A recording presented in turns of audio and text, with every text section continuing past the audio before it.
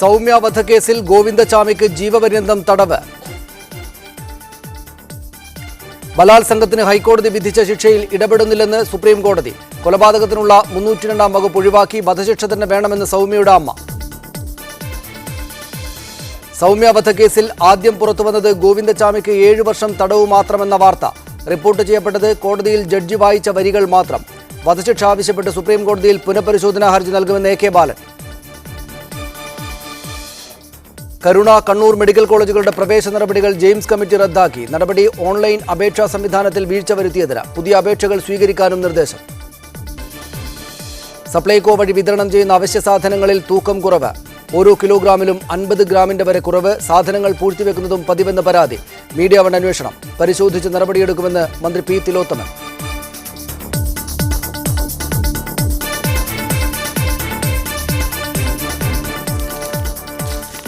സൗമ്യ വധക്കേസിൽ ഗോവിന്ദചാമിക്ക് ജീവപര്യന്തം തടവ്. സുപ്രീം കോടതിയുടെ വിധി പകർപ്പ് ലഭിച്ചതോടെയാണ് ശിക്ഷാവിധി വ്യക്തമായത്. 7 വർഷം കഠിന തടവ് എന്നായിരുന്നു നേരത്തെ പുറത്തുവന്ന വാർത്തകൾ.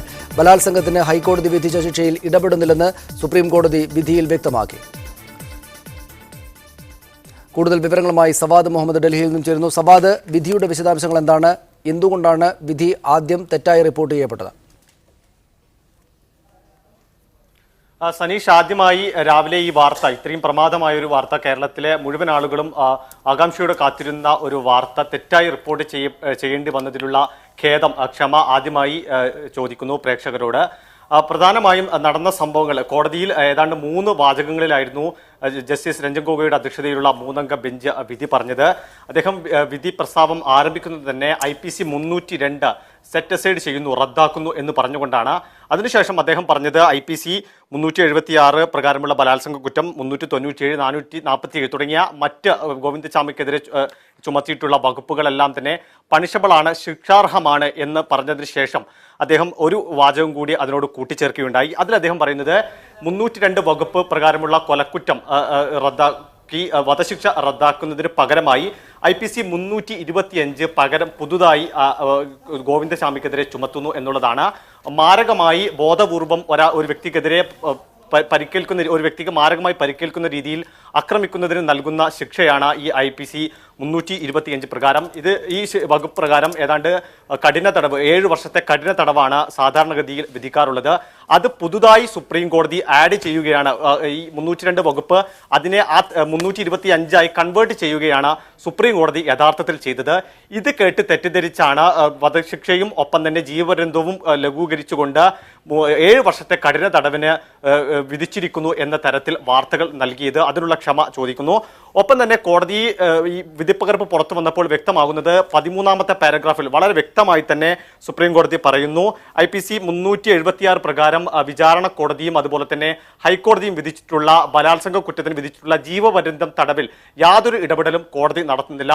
ഒപ്പം കോടതി പറയുന്നുണ്ട് വളരെ വിവരങ്ങൾക്ക് കൂടുതൽ വിവരങ്ങൾ നമുക്ക് ചർച്ചയിൽ നിന്നും തേടാം. നന്ദി ഞങ്ങൾക്ക് വിവരങ്ങൾ നൽകിയതിന്. ഈ ചർച്ചയിൽ പങ്കെടുക്കാനായി അഡ്വക്കേറ്റ് ദീപക് പ്രകാശ് ഡൽഹി സ്റ്റുഡിയോയിലുണ്ട്. കോൺഗ്രസ് നേതാവും വനിതാ കമ്മീഷൻ മുൻ അംഗവുമായ ശ്രീമതി KA തുളസി പാലക്കാട് സ്റ്റുഡിയോയിൽ. ഡോക്ടർ ഹിതേഷ് ശങ്കർ, പോലീസ് സർജനായിരുന്ന ഡോക്ടർ ഹിതേഷ് ശങ്കർ തൃശ്ശൂർ ബ്യൂറോയിലുണ്ട്. മേഴ്സിക്കുട്ടിയമ്മ മന്ത്രി ടെലഫോണിലെത്തും.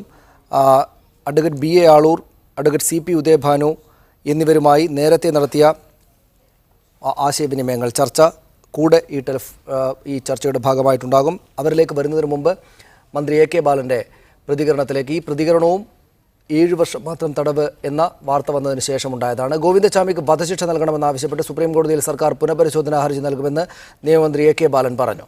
ജീവപര്യന്തം തടവ് നൽകിയാലും വധശിക്ഷ നൽകണമെന്ന നിലപാടിൽ മാറ്റമില്ലെന്നും മന്ത്രി പിന്നീട് മീഡിയ വണ്ണിനോട് പറഞ്ഞു. അന്ന് നടന്ന ഇൻവെസ്റ്റിഗേഷന്റെ ഭാഗമായി സർക്കംസ്റ്റൻഷ്യൽ എവിഡൻസ് വെച്ചുകൊണ്ട്, സാഹചര്യ തെളിവുകൾ വെച്ചുകൊണ്ട് സെഷൻസ് കോടതിയും ഹൈക്കോടതിയും ഇതിൽ വധശിക്ഷ ക്യാപിറ്റൽ പണിഷ്മെന്റ് വിധിച്ചതാണ്. അതിൽ നിന്ന് പിന്നോട്ട് പോകേണ്ട ഒരാവശ്യവുമില്ല എന്നുള്ളത് തന്നെയാണ് ഗവൺമെന്റിന്റെ നിഗമനം. അപ്പോൾ ബഹുമാനപ്പെട്ട സുപ്രീം കോടതിയിൽ റിവ്യൂ ഹർജി കൊടുക്കുമെന്ന ഗവൺമെന്റിന്റെ തീരുമാനത്തിന് ഒരു വ്യത്യാസവുമില്ല. ഈ മാറിയ സാഹചര്യത്തിലും അത് കൊടുക്കുന്നതായിരിക്കും. അഡ്വക്കേറ്റ് ദീപക് പ്രകാശ് ഡൽഹി സ്റ്റുഡിയോയിലുണ്ട്. അഡ്വക്കേറ്റ് ദീപക് പ്രകാശ്, ഈ ക്യാപിറ്റൽ പണിഷ്മെൻറ്റിൽ നിന്ന് പിന്നോട്ട് പോകാൻ സുപ്രീം കോടതിക്ക് കാരണമായ കാര്യങ്ങൾ എന്തൊക്കെയാണ്? ഏത് നിലക്ക് വിലയിരുത്താവുന്ന വിധിയാണ് സുപ്രീം കോടതിയുടേത്?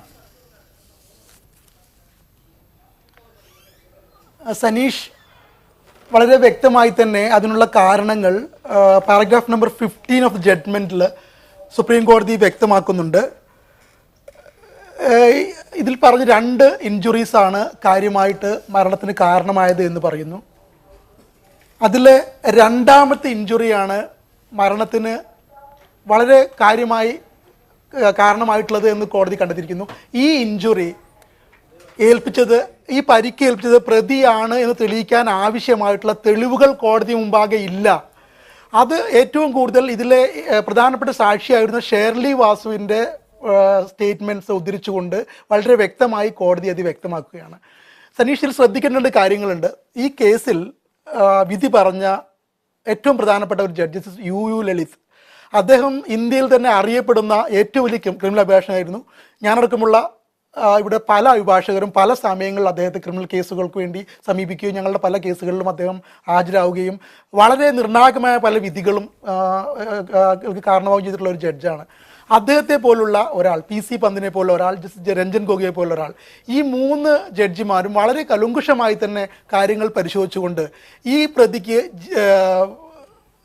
വധശിക്ഷ കൊടുക്കാൻ ആവശ്യമായിട്ടുള്ള 302 എന്ന ഒഫൻസിലേക്ക് നയിക്കുന്ന തെളിവുകൾ പ്രോസിക്യൂഷൻ നിരത്താൻ കഴിഞ്ഞില്ല എന്ന ഫൈൻഡിങ്ങിൻ്റെ അടിസ്ഥാനത്തിലാണ് വധശിക്ഷ ഒഴിവാക്കുകയും സെക്ഷൻ 325 IPCക്കുള്ള 7 വർഷം അത് ആക്കി മാറ്റുകയും അതുപോലെ സെയിം ടൈം തന്നെ 394ഉം 376ഉം അടക്കമുള്ള കുറ്റങ്ങൾക്ക് നൽകിയിട്ടുള്ള ശിക്ഷ, അതായത് ലൈഫ് ഇംപ്രിസൺമെൻറ്റ്, അത് നിലനിർത്തുകയും ചെയ്തിട്ടുണ്ട്.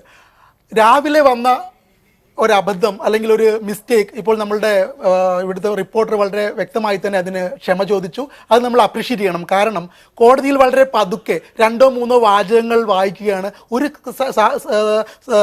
സന്ദർഭങ്ങളിലും അത് പൂർണ്ണമായി വായിക്കുന്നൊരവസ്ഥ ഉണ്ടാവാറില്ല. ഇതിൽ ഞങ്ങളെല്ലാവരും ചെയ്യുന്നത് സാധാരണഗതിയിൽ ചെയ്യാറുള്ളത് കോടതിയിൽ പോവുകയും അത് റിക്വസ്റ്റ് ചെയ്ത് ആ വിധിപ്പകർപ്പ് വായിച്ചു നോക്കി അതിൻ്റെ കാരണങ്ങൾ പറയുകയാണ്. ഈ കേസിൽ അത് ആരും ചെയ്തില്ല. ഇത് റിപ്പോർട്ട് ചെയ്യുന്നത് വരെ, ലൈവ് ലോ റിപ്പോർട്ട് ചെയ്യുന്നവരെ, അതായത് ഇത് നമ്മളുടെ സുപ്രീം കോടതി വെബ്സൈറ്റിൽ വരുന്നത് വരെ ആർക്കും മനസ്സിലാക്കാൻ കഴിഞ്ഞില്ല. ഞങ്ങളുടെ വളരെ നിരാശയിലായിരുന്നു. കാരണം ഇത്രയും ക്രൂരമായ ഒരു കേസിൽ, ഒരു കാരണവശാലും ഈ ശിക്ഷയിൽ മാറ്റം വരുത്തേണ്ട കാര്യമില്ലാത്തൊരു കേസിൽ ഇത്രയും കുറച്ച് ശിക്ഷയായിപ്പോയോ? 1 വർഷം കഴിയുമ്പോൾ ഈ പ്രതി നാടിന് വീണ്ടും വളരെ ദോഷകരമായ രീതിയിൽ പുറത്തേക്ക് വരുമോ? ഈ കാര്യങ്ങൾ എല്ലാവർക്കും ഇത് ഈ കേസ് ബന്ധപ്പെട്ടുള്ള കേസ് നോക്കിയിട്ടുള്ള എല്ലാവർക്കും തോന്നിയ ഒരു പ്രശ്നമായിരുന്നു. ഞാൻ തിരിച്ചു വരാം അഡ്വക്കേറ്റ് ദീപക് പ്രകാശ് താങ്കളിലേക്ക്. അഡ്വക്കേറ്റ് BA ആളൂർ, സ്വാഭാവികമായും താങ്കളുടെ കക്ഷിക്ക് വധശിക്ഷയിൽ നിന്ന് രക്ഷപ്പെടാനുള്ള അവസരം ലഭിച്ചതിൽ, അത് ജീവപര്യന്തമായി ചുരുങ്ങിയതിൽ സ്വാഭാവികമായും സന്തോഷമുണ്ടാകും. ഈ പ്രതിയുടെ അഭിഭാഷകൻ എന്ന നിലക്കല്ല, താങ്കളുടെ നോട്ടത്തിൽ ഏത് കാരണങ്ങൾ കൊണ്ടാണ്, ആരുടെ വീഴ്ചകൾ കൊണ്ടാണ് ഇങ്ങനെയൊരു വിധി സൗമ്യക്ക് പൂർണ്ണമായ നീതി ലഭിക്കാത്ത അവസ്ഥ ഉണ്ടായത്? ഞാൻ പറയുന്നു, ഞാനും ഒരു സ്പെഷ്യൽ പബ്ലിക് പ്രോസിക്യൂട്ടറാണ്, സർക്കാരിന് വേണ്ടി കേസ് നടത്തുന്ന വക്കീലാണ്. ഒരു കേസ് അന്വേഷണം നടത്തി ഒരു ഉദ്യോഗസ്ഥൻ ചാർജ് ഷീറ്റ് സമർപ്പിച്ചു കഴിഞ്ഞാൽ ഏതെല്ലാം രേഖകളാണ് കോടതിയിൽ ഹാജരാക്കേണ്ടത്, കേസ് ഡയറിയിൽ ഏതെല്ലാം രേഖകൾ കോടതിയിൽ ഹാജരാക്കിയാലേ ആ കേസ് വിജയിക്കുകയുള്ളൂ എന്നാണ് ഒരു പബ്ലിക് പ്രോസിക്യൂട്ടർ ആദ്യം പഠിക്കേണ്ടത്. വികാരഭരിതമായി കേസ് നടത്തിയാൽ ആ കേസിൻ്റെ അന്ത്യം ഈ സൗമ്യ വിധിയാണെന്ന് മനസ്സിലാക്കണം ഏത് പബ്ലിക് പ്രോസിക്യൂട്ടറും. ഒരു കേസിൻ്റെ യഥാർത്ഥ വിധി നിർണ്ണയിക്കുന്നത് പ്രോസിക്യൂഷൻ തെളിവുകളാണ്. 82 or 83 സാക്ഷികളെ വിസ്തരിച്ചതുകൊണ്ട് അയാളെ തൂക്കിക്കൊല്ലാൻ സാധ്യമല്ല. ഒരു വ്യക്തിയെ തൂക്കിക്കൊല്ലണമെങ്കിൽ അല്ലെങ്കിൽ ശിക്ഷ വാങ്ങിച്ചു കൊടുക്കണമെങ്കിൽ, മാക്സിമം പണിഷ്മെൻറ്റ് വാങ്ങിച്ചു കൊടുക്കണമെങ്കിൽ കോടതിയിൽ കൊണ്ടുവരുന്ന തെളിവുകൾ വളരെ സംക്ഷിപ്തമായിരിക്കണം. കോടതിയിൽ ഏതു സാക്ഷിയെ വിസ്തരിക്കണം, ഏതു സാക്ഷിയെ വിസ്തരിച്ചാലേ പ്രോസിക്യൂഷന് വിജയിക്കാൻ സാധിക്കുകയുള്ളൂ. ഇതാണ് ഒരു പോലീസ് ഉദ്യോഗസ്ഥനായാലും സർക്കാരായാലും പബ്ലിക് പ്രോസിക്യൂട്ടർ ആദ്യം മനസ്സിലാക്കി കോടതിയിൽ വാദമുഖങ്ങൾ നിരത്തേണ്ടത്. കാരണം every witness, every document subject to cross examination. വിദഗ്ധനായ വക്കീലാണെങ്കിൽ എല്ലാ പഴുതുകളിലും സഞ്ചരിക്കും. കാരണം ഒരു അഭിഭാഷകൻ, ഒരു ക്രിമിനൽ ഡിഫൻസ് ലോയർ എന്ന് പറഞ്ഞാൽ എല്ലാ ചാർജ് ഷീറ്റും കൺമുന്നിൽ വെച്ചാണ് ക്രോസ് വിസ്താരം നടത്തുന്നത്. അഡ്വക്കേറ്റ് ആളൂർ, ഈ ഗോവിന്ദച്ചാമി ഡോക്ടർ ഹിതേഷിനോട് പറഞ്ഞ ഒരു കൺഫെഷൻ ഉണ്ടല്ലോ, അത് എക്സ്ട്രാ ജുഡീഷ്യൽ കൺഫെഷനായി രേഖപ്പെടുത്തപ്പെടുകയും അത് തെളിവായി സ്വീകരിക്കുകയും ചെയ്തിട്ടുണ്ട് കീഴ്ക്കോടതി. അതുകൂടെ കണക്കിലെടുത്താണല്ലോ ഈ പറയുന്ന വിധി കീഴ്ക്കോടതിയിൽ നിന്നും ഹൈക്കോടതിയിൽ നിന്നുമൊക്കെ ഉണ്ടായത്. ഈ എക്സ്ട്രാ ജുഡീഷ്യൽ കൺഫെഷൻ എന്തുകൊണ്ടാണ് സുപ്രീം കോടതിയിൽ വിലപ്പോവാതിരുന്നത്? അത് മുന്നോട്ട് വെക്കപ്പെടുകയുണ്ടായില്ലേ? ഒരു കാര്യം സനീഷ് മനസ്സിലാക്കണം, കേരള ജനതയും മനസ്സിലാക്കണം. Confession statement before any person, that is extra judicial confession, is not acceptable. Supreme കോടതി 2015 വിധി അനുസരിച്ച് കൺഫെഷൻ ഒന്നും തന്നെ സ്വീകാര്യമല്ല. അത് വളരെ വീക്ക് എവിഡൻസ് ആണ്. അതിനെ കോറോബറേറ്റ് ചെയ്യണം, ഒന്നാമത്തെ സംഗതി. രണ്ടാമത്തെ സംഗതി, ഇന്ത്യൻ എവിഡൻസ് ആക്ട് അനുസരിച്ച് സെക്ഷൻ 126, 127, 128 ഇത് എല്ലാ വ്യക്തികളും വായിച്ചിരിക്കേണ്ടതാണ്. ഒരു പേഷ്യൻ്റ് ഒരു ഡോക്ടറോട് പറഞ്ഞ കാര്യം അതേപോലെ മറ്റൊരാളോട് പറയണമെങ്കിൽ അതിന് ആ പേഷ്യൻ്റിന് സമ്മതം വേണം. ആ ഒറ്റ കാരണം കൊണ്ടാണ് സുപ്രീം കോടതി ഈ പ്രൊഫഷണൽ കമ്മ്യൂണിക്കേഷൻ മറ്റാരോടും പറയാൻ പാടില്ല, അതുകൊണ്ട് ഡോക്ടറോട് പറഞ്ഞ മൊഴി യാതൊരു കാരണവശാലും സ്വീകാര്യമല്ല. എക്സ്ട്രാ ജുഡീഷ്യൽ കൺഫെഷൻ എന്ന് പറയുന്നത് നിങ്ങൾ മറ്റൊരാളോട് പറയുന്ന സംഗതിയാണ്. അതിൽ രണ്ടുപേരും പറയുന്ന കാര്യം സത്യമാകണം. ഒരു കാര്യം പ്രോസിക്യൂട്ട് ചെയ്യാം. അഡ്വക്കേറ്റ് ആളൂർ, ഇനി നമുക്ക് ഒരു കാര്യം, താങ്കൾ ആർക്ക് വേണ്ടിയാണ് വന്നത്?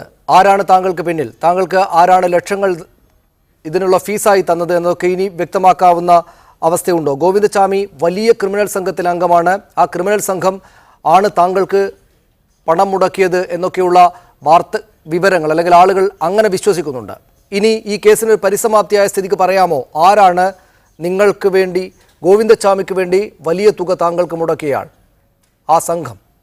പൊതുജന സംസാരമനുസരിച്ച് ലക്ഷങ്ങളും ആളൂരും ഉണ്ടെങ്കിൽ ആർക്കും ആരെയും കൊല്ലാം. ഇത് സംസാരം മാത്രമാണ്. ഒരു വ്യക്തി എന്നെ അപ്രോച്ച് ചെയ്യുന്നു, ഞാൻ എൻ്റെ ഫീസ് പറയുന്നു, ഞാൻ എൻ്റെ സഹപ്രവർത്തകർ, കേരളത്തിൽ എന്നെ സഹായിച്ച 5 വക്കീലന്മാരുണ്ട്, ഞങ്ങളുടെ ഫീസ്, ഞങ്ങളുടെ ചിലവുകൾ ഇതെല്ലാം നടത്താൻ ഗോവിന്ദചാമിയുടെ കേസ് നടത്താൻ എന്നെ അപ്രോച്ച് ചെയ്തവർ തയ്യാറായിരുന്നു. എത്രയാണ് താങ്കളുടെ ഫീസ്? ട്രെയിനകത്ത് ഭിക്ഷയെടുക്കുന്ന ഈ ഗോവിന്ദചാമിക്ക് എവിടെ നിന്നാണ് ഇത്രമാത്രം പണം കിട്ടുക താങ്കൾക്ക് നൽകാൻ മാത്രം? തീർച്ചയായിട്ടും ഏറ്റവും കുറഞ്ഞ 5 ലക്ഷം രൂപയും ആളൂർ വക്കീലും ഇല്ലെങ്കിൽ ഈ കേസ് നടത്തുന്ന പ്രശ്നമേ ഇല്ല. ഒരു വലിയ സംഘമാണ്, ഒരു ക്രിമിനൽ സംഘമാണ് താങ്കളെ അപ്രോച്ച് ചെയ്തതെന്ന് സമ്മതിക്കാൻ ഈ അവസരത്തെ, ഈ സമയത്തെ വിനിയോഗിച്ചുകൂടെ? കേസ് കഴിഞ്ഞില്ലേ? ഞാൻ പറയുന്നു, section 126 professional commitments, professional secret, ഒന്നുമില്ല ശ്രീ ആളൂർ, ഒന്നുമില്ല. താങ്കൾ പ്രശസ്തിക്ക് വേണ്ടിയാണ് ഈ കേസിൽ ഇടപെട്ടത് എന്ന് ഈ കേസ് ചുമതല ഏറ്റെടുത്ത ആദ്യഘട്ടത്തിൽ പറഞ്ഞത് എൻ്റെ ഓർമ്മയിലുണ്ട്. പ്രശസ്തിക്ക് വേണ്ടി മാത്രമായാണ്, അല്ലാതെ ഈ പറയുന്ന വലിയ തോതിലുള്ള അക്രമി സംഘമൊന്നും, വലിയ തുക മുടക്കാവുന്ന ക്രിമിനൽ സംഘമൊന്നും ഇതിന് പിന്നില്ല എന്നതല്ലേ സത്യം? കളവായി പറയുന്ന കാര്യങ്ങളാണ് ഇതെല്ലാം, ഇതിന് സത്യമില്ല. I don't want to comment upon. നന്ദി അഡ്വക്കേറ്റ് ബി ആളൂർ ഞങ്ങളോട് സംസാരിച്ചതിന്. അഡ്വക്കേറ്റ് CP ഉദയഭാനു കൊച്ചിയിൽ നിന്ന് തരുന്നു. അഡ്വക്കേറ്റ് ഉദയഭാനു, തെറ്റായി റിപ്പോർട്ട് ചെയ്യപ്പെട്ടതിന് ശേഷം ഇപ്പോൾ പൂർണ്ണ വിവരങ്ങൾ താങ്കൾക്ക് ലഭ്യമായിട്ടുണ്ട്. ഏത് നിലക്കുള്ള വിധിയാണ് താങ്കൾ വിലയിരുത്തുന്നത് ഇതിന്?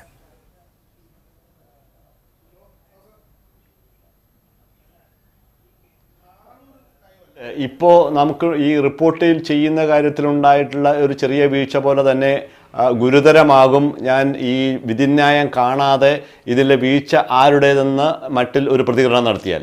ഇത് പൂർണ്ണമായിട്ടൊരു പ്രതികരണത്തിലേക്ക് വരണമെങ്കിൽ, പൂർണ്ണമായിട്ടുള്ള നിഗമനത്തിലേക്ക് എത്തിച്ചേരണമെങ്കിൽ സുപ്രീം കോടതി ഇന്ന് പുറപ്പെടുവിച്ച വിധിന്യായം പൂർണ്ണമായും വായിക്കേണ്ടതുണ്ട്, പഠിക്കേണ്ടതുണ്ട്. അതിനുശേഷം മാത്രം പ്രതികരിക്കുന്നതാണ് ഉചിതമെന്നാണ് ഞാൻ വിശ്വസിക്കുന്നത്. ഏതായാലും ഇപ്പോൾ വന്നിരിക്കുന്ന വാർത്ത ആശ്വാസം ജനിപ്പിക്കുന്നത് തന്നെയാണ്.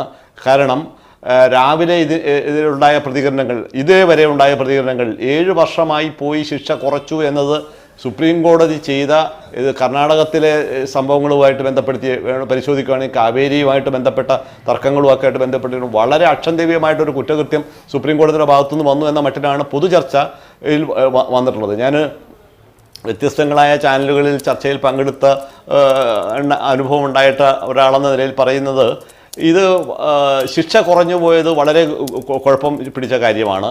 അത് പ്രോസിക്യൂഷൻ്റെ ഭാഗത്തുനിന്ന് ഗൗരവമായിട്ടുള്ള വീഴ്ചയാണ്. സുപ്രീം കോടതി ഒരു വലിയ ആനുകൂല്യം പ്രതിക്ക് കൊടുത്തിരിക്കുകയാണ്. ഈ നിലയ്ക്കാണ് ചർച്ച വന്നത്. അത് അങ്ങനെ ഒരു ചർച്ചയിലേക്ക് പോയതിൽ ആരെയും കുറ്റം പറഞ്ഞിട്ട് കാര്യമില്ല. നമ്മുടെ റിപ്പോർട്ടർമാർ അവിടെ വാർത്ത ശേഖരിക്കുന്ന കാര്യത്തിൽ, ആ സ്രോതസ് നിന്ന് വാർത്ത ശേഖരിക്കുന്ന കാര്യത്തിൽ ചെറിയൊരു പരാജയം സംഭവിച്ചതാണ്. ഏതായാലും ഇപ്പോൾ ഉള്ള കാര്യങ്ങൾ വെച്ചുകൊണ്ട് ജീവപര്യന്തം ശിക്ഷ നിലനിൽക്കുകയും വധശിക്ഷയ്ക്ക് ആസ്പദമായ കൊലപാതകം എന്ന വസ്തുത അഡ്വക്കേറ്റ് ഉദയഭാനു, മതിയായ തെളിവുകൾ ഉണ്ടായിരുന്നത് കൊണ്ടാകുമല്ലോ കീഴ്ക്കോടതി വധശിക്ഷയടക്കമുള്ള കൂടിയ ശിക്ഷകൾ വിധിച്ചിട്ടുണ്ടാവുക ഗോവിന്ദചാമിക്ക്. ഇതിപ്പോൾ ഈ തെളിവുകൾ ബോധിപ്പിക്കുന്നതിൽ പ്രോസിക്യൂഷൻ വന്ന പരാജയമാണ് എന്നല്ലേ നമ്മൾ കാണേണ്ടത്? അല്ലാതെ അന്വേഷണ സംഘത്തിന് യഥാർത്ഥത്തിൽ തെളിവുകളൊന്നും ശേഖരിക്കാനായിരുന്നില്ല, തെളിവുകൾ യഥാർത്ഥത്തിൽ ഉണ്ടായിരുന്നില്ല എന്നാണോ വ്യക്തമാകുന്നത്? ശ്രീ സനീഷ്, ഞാനതിൻ്റെ പ്രോസിക്യൂഷൻ രേഖകളൊന്നും കണ്ടിട്ടില്ല. നാം ഇതുപോലുള്ള വ്യത്യസ്തമായ ചർച്ചകളിലും പത്രങ്ങളിൽ വന്ന റിപ്പോർട്ടുകളെ മാത്രം ആശ്രയിച്ചാണ് ഞാൻ നിൽക്കുന്നത്. ഒരു കൊലക്കേസ് തെളിയിക്കുമ്പോൾ സംശയാതീതമായി പ്രതി മാത്രമാണ് കുറ്റക്കാരൻ എന്ന രീതിയിൽ തെളിയിക്കാനുള്ള ബാധ്യത കൂടി പ്രോസിക്യൂഷനുണ്ട്. പ്രത്യേകിച്ച് സാഹചര്യ തെളിവുകളെ ആശ്രയിച്ച് നടക്കുന്ന ഒരു വിചാരണയിൽ, സാഹചര്യ തെളിവുകൾ മാത്രമായി ഒരു വിചാരണയിൽ വരുമ്പോൾ തീർച്ചയായിട്ടും ഒരു ചങ്ങലയിലെ കണ്ണികൾ ഇഴമുറിയാതെ ചേർന്നിരിക്കാൻ എപ്രകാരം അധ്വാനം ആവശ്യമാണോ അതേപോലെ തന്നെ അതിന് സമാനമായ അധ്വാനം ഈ സാഹചര്യ തെളിവുകൾ കൂട്ടിച്ചേർക്കാനുണ്ട്. ആ സാഹചര്യ തെളിവുകൾ മെഡിക്കൽ തെളിവുകളുടെ അടിസ്ഥാനത്തിൽ, ശാസ്ത്രീയ തെളിവുകളുടെ അടിസ്ഥാനത്തിൽ, മറ്റ് സാഹചര്യങ്ങളുടെ അടിസ്ഥാനത്തിൽ, വാമൊഴികളുടെ അടിസ്ഥാനത്തിൽ ഇതെല്ലാം വരേണ്ടതാണ്. ഇതെല്ലാം കൂട്ടിച്ചേർത്ത് വിളക്കി ചേർക്കുമ്പോൾ അവിടെ ഉണ്ടാകുന്ന ചങ്ങല രൂപത്തിലുണ്ടാകുന്ന ആ തെളിവ് പ്രതി മാത്രമാണ് കുറ്റകൃത്യത്തിന് ഉത്തരവാദി എന്ന നിലയ്ക്ക് സ്ഥാപിക്കാൻ പ്രോസിക്യൂഷൻ കഴിയണം. ഏതെങ്കിലും മുറിയുന്ന ചങ്ങല കണ്ണികൾ ഉണ്ടെങ്കിൽ അതിന്റെ ആനുകൂല്യം പ്രതിക്ക് പോകും. അഡ്വക്കേറ്റ് ഉദയഭാനു, അവസാനമായി ഈ കീഴ്ക്കോടതിയിലെ അഭിഭാഷകരെ, കീഴ്ക്കോടതിയിൽ ഈ കേസ് കൈകാര്യം ചെയ്ത പ്രഗത്ഭരായ അഭിഭാഷകരെ സുപ്രീം കോടതിയിൽ കൂടെ വിന്യസിക്കാത്തത് കൊണ്ടാണ് ഈ വിധി ഇങ്ങനെ ഉണ്ടായത്, അല്ലെങ്കിൽ വധശിക്ഷ തന്നെ ലഭിക്കാഞ്ഞത്, കൊലപാതക കുറ്റം തെളിയിക്കാൻ പറ്റാതെ പോയത് എന്ന വിമർശനമുണ്ട്, വ്യാപകമായി തന്നെ ഉണ്ട്. താങ്കൾക്ക് അങ്ങനെ ഒരു അഭിപ്രായമുണ്ടോ? ഈ കീഴ്ക്കോടതിയിൽ ഉണ്ടായിരുന്ന അഭിഭാഷകർ സുപ്രീം കോടതിയിലേക്ക് പോയിരുന്നെങ്കിൽ, അതേ പ്രോസിക്യൂട്ടർ ആയിരുന്നുവെങ്കിൽ കാര്യങ്ങൾ കുറെക്കൂടെ ആശ്വാസകരമായ വിധി വരുമായിരുന്നു. കീഴ്ക്കോടതിയിലെ അഭിഭാഷകരെ തന്നെ മേൽക്കോടതികളിൽ അയപ്പിച്ച് കേസ് നടത്തണമെന്ന് പറയുന്നത് ഒരു യുക്തിക്ക് നിരക്കാത്ത കാര്യമാണ്. അങ്ങനെ ഉണ്ടെങ്കിൽ ഇപ്പോൾ സുപ്രീം കോടതി പോലുള്ള അത്യുന്നത നീതിപീഠത്തിൽ കേസ് നടക്കുമ്പോഴേക്കും വിചാരണ കോടതിയിൽ നടത്തിയ വക്കീൽമാരുടെ ഒരു വലിയ പ്രളയം തന്നെ സുപ്രീം കോടതിയിൽ ഉണ്ടാകേണ്ടതാണ്. അതൊന്നും പ്രായോഗികമായിട്ട് നടക്കുന്ന കാര്യങ്ങളല്ല. മാത്രമല്ല, ഈ സുപ്രീം കോടതിയിൽ എത്തുമ്പോൾ പ്രധാനമായിട്ടും അവരുടെ കൈവശമുള്ളത് രണ്ട് വിധിന്യായങ്ങളാണ്. ഒന്ന് വിചാരണ കോടതിയിൽ, രണ്ട് അപ്പീൽ കോടതിയിൽ. ഈ അപ്പീൽ കോടതിയുടെ വിധിന്യായത്തിലാണ് ഇത് ശരിവെച്ചിട്ടുള്ളത്. ആ ശരിവെച്ച് വെക്കാൻ ഉപോത്ബലകമായി ആ കോടതി തീരുമാനിച്ചിട്ടുള്ള ന്യായവാദങ്ങൾ എന്തെല്ലാമാണ്, അത് നിയമപരമായി നിലനിൽക്കുമോ, ഇതാണ് നോക്കുന്നത്, ഇതാണ് പരിശോധിക്കുന്നത്. അങ്ങനെ ആ വിധിന്യായം പരിശോധിച്ച് ആ വിധിന്യായത്തിനാണ് മറുപടി പറയുന്നത്. ആ വിധിന്യായത്തിൻ്റെ അടിസ്ഥാനത്തിലാണ് മറുപടി പറയുന്നത്. അതിന് സഹായകരമായിട്ടുള്ള തെളിവുകൾ, ശേഖരിക്കപ്പെട്ടുള്ള മൊഴികളും മറ്റ് രേഖകളും എല്ലാം പരിശോധിക്കും. ഇതൊന്നും കീഴ്ക്കോടതിയിലെ അഭിഭാഷകൻ ചെന്ന് സുപ്രീം കോടതിയിലെ പ്രഗത്ഭരായിട്ടുള്ള അഭിഭാഷകർക്ക് പറഞ്ഞു കൊടുത്താൽ മാത്രമേ അവരുടെ തലയിൽ കയറുകയുള്ളൂ, അങ്ങനെ തലയിൽ കയറിയാൽ മാത്രമേ അവർക്ക് അവതരിപ്പിക്കാൻ കഴിയുള്ളൂ എന്നെല്ലാം പറയുന്നത് ബാലിശമാണ്. അതിന് ഇപ്പോൾ സർക്കാരിനെ സംബന്ധിച്ച് ഉണ്ടായിട്ടുള്ള ആക്ഷേപം അത് പ്രതിപക്ഷം ഉയർത്തിയിരിക്കുന്നതും വേറെ ഏത് കോണിൽ നിന്ന് വന്നതാണെങ്കിലും അടിസ്ഥാനരഹിതമാണ്, ബാലിശമാണ്. ഒരു കേസിൻ്റെ ഒരു വിലയിരുത്തലിൽ ഇത്ര അടിസ്ഥാനമില്ലാത്ത വാദമുഖങ്ങളിലേക്കല്ല പോകേണ്ടത്. വളരെ നന്ദി അഡ്വക്കേറ്റ് CP ഉദയഭാനു ഞങ്ങളോട് സംസാരിച്ചതിന്. അഡ്വക്കേറ്റ് ദീപക് പ്രകാശ്, ശ്രീമതി KA തുളസി, ഞാൻ വളരെ പെട്ടെന്ന് തിരിച്ചു വരാം ഇടവേളയ്ക്ക് ശേഷം. ചർച്ചയിലേക്ക് വീണ്ടും. ശ്രീമതി KA തുളസി, വധശിക്ഷ കൊലപാതകം നടത്തിയെന്നതിന് തെളിവില്ലാത്തതുകൊണ്ട് ആ കാര്യത്തിൽ വധശിക്ഷയിൽ നിന്ന് പിന്നോട്ട് പോയി. പക്ഷേ ബലാത്സംഗം നടത്തിയതിന് തെളിവുണ്ട്, പൂർണ്ണമായ വിധി അക്കാര്യത്തിൽ ഉണ്ടാവുകയും ചെയ്തിട്ടുണ്ട്. ഏത് നിലക്ക് കാണുന്നുണ്ട്, വീഴ്ചകൾ ഉണ്ടായിട്ടുണ്ട് ഈ കേസിൻ്റെ അന്വേഷണത്തിൽ എന്ന് പറയാനുള്ള കാരണങ്ങളുണ്ടോ?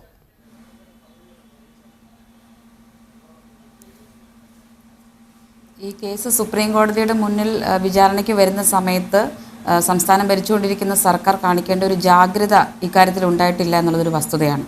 കാരണം കഴിഞ്ഞ UDF സർക്കാർ നിയോഗിച്ച ഒരു പ്രത്യേക ടീമുണ്ട്. കാരണം ഈ വിഷയവുമായി അസോസിയേറ്റ് ചെയ്തിട്ടുള്ള പ്രധാനപ്പെട്ട എക്സ്പേർട്ടായിട്ടുള്ള ആളുകൾ, മുൻ കീഴ്ക്കോടതിയിൽ വാദിച്ച വക്കീൽ ഉൾപ്പെടെയുള്ള ആളുകൾ അപ്പോൾ ഇവരുമായി ഒരുമിച്ചിരുന്ന ഒരു ചർച്ച നടത്താൻ പോലും, അല്ലെങ്കിൽ കോടതി ചോദിക്കാവുന്ന ചോദ്യങ്ങളെക്കുറിച്ച് ഒന്ന് ഡിസ്കസ് ചെയ്യാനോ അത്തരത്തിൽ ഒരു വളരെ നിസ്സാരവൽക്കരിച്ചുകൊണ്ട് മുന്നോട്ട് പോയതായിട്ടാണ് നമുക്ക് മനസ്സിലാകുന്നത്. ഇപ്പോൾ കീഴ്ക്കോടതിയിൽ വാദിച്ച വക്കീൽ തന്നെ സുപ്രീം കോടതിയിൽ വരണമെന്ന് നമുക്ക് ആർക്കും പറയാൻ കഴിയില്ല, നേരത്തെ ഉദയഭാനു സാർ സൂചിപ്പിച്ചതുപോലെ തന്നെ.